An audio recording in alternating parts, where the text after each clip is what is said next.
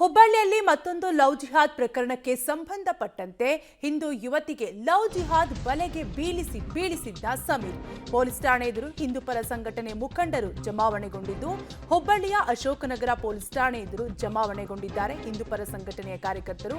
ಗಾಂಜಾ ವ್ಯಸನಿಯಾಗಿರೋ ಆರೋಪಿ ಸಮೀರ್ ಬಂಧನಕ್ಕೆ ಹಿಂದೂ ಪರ ಸಂಘಟನೆ ಈಗಾಗಲೇ ಆಗ್ರಹಿಸ್ತಾ ಇದ್ದು ಸಮೀರ್ ಮೊಬೈಲ್ ಅನ್ನು ವಶಕ್ಕೆ ಪಡೆದ ಹಿಂದೂ ಪರ ಸಂಘಟನೆ ಕಾರ್ಯಕರ್ತರು. ಹುಬ್ಬಳ್ಳಿಯಲ್ಲಿ ಲವ್ ಜಿಹಾದ್ ಪ್ರಕರಣಕ್ಕೆ ಸಂಬಂಧಪಟ್ಟಂತೆ ಹಿಂದೂ ಯುವತಿಗೆ ಲವ್ ಜಿಹಾದ್ ಬಲೆಗೆ ಬೀಳಿಸಿದ್ದ ಸಮೀರ್ ಹುಬ್ಬಳ್ಳಿಯಲ್ಲಿ ಮತ್ತೊಂದು ಲವ್ ಜಿಹಾದ್ ಪ್ರಕರಣದ ಆರೋಪ ಕೇಳಿ ಬರ್ತಾ ಇದ್ದು ಈ ಪ್ರಕರಣಕ್ಕೆ ಸಂಬಂಧಪಟ್ಟಂತೆ ಪೊಲೀಸ್ ಠಾಣೆ ಎದುರು ಹಿಂದೂ ಪರ ಸಂಘಟನೆಗಳು ಜಮಾವಣೆಗೊಂಡಿದ್ದು ಸಮೀರ್ನನ್ನ ಈಗಾಗಲೇ ಅರೆಸ್ಟ್ ಮಾಡುವಂತೆ ಆಗ್ರಹಗಳು ಕೂಡ ಕೇಳಿ ಬರ್ತಿದೆ. ದೇಶದ್ರೋಹಿ ಜಿಹಾದಿಗಳಿಗೆ ಜಿಹಾದಿ ಮುಸಲ್ಮಾನರಿಗೆ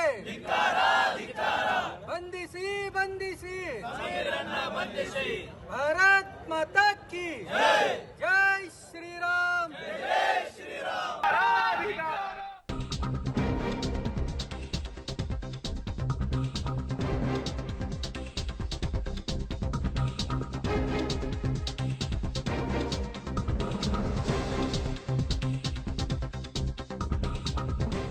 ಮೊಬೈಲ್ನಲ್ಲಿ ಸಿಕ್ಕ ಗಾಂಜಾ ಮಾದಕ ವಸ್ತುಗಳ ಸೇವನೆ ಫೋಟೋ ವಿಡಿಯೋ ಕೂಡ ಈಗಾಗಲೇ ಹಿಂದೂ ಪರ ಸಂಘಟನೆಗಳ ಕೈ ಸೇರಿದ್ದು ಇಷ್ಟೆಲ್ಲಾ ಪರೇಡ್ ನಡೆಸಿದ್ರು ಗಾಂಜಾ ಹೇಗೆ ಬಂತು ಅಂತ ಕಾರ್ಯಕರ್ತರು ಪ್ರಶ್ನೆ ಮಾಡ್ತಿದ್ದಾರೆ.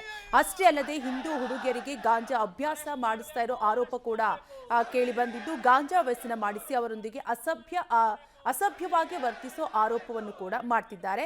ಇದರಿಂದಾಗಿ ಆತನನ್ನ ಬಂಧಿಸುವಂತೆ ಪೊಲೀಸ್ ಠಾಣೆ ಎದುರು ಪ್ರತಿಭಟನೆಯನ್ನ ಮಾಡ್ತಿದ್ದು ಬಂಧನ ಆಗುವವರೆಗೂ ತೆರಳೋದಿಲ್ಲ ಅಂತ ಧರಣಿ ಕುಳಿತ ಕಾರ್ಯಕರ್ತರು ಹೇಳ್ತಿದ್ದಾರೆ. ಡಿಟೇಲ್ಸ್ ಕೊಡ್ತಾರೆ ನಮ್ಮ ಪ್ರತಿನಿಧಿ ಸುನಿಲ್.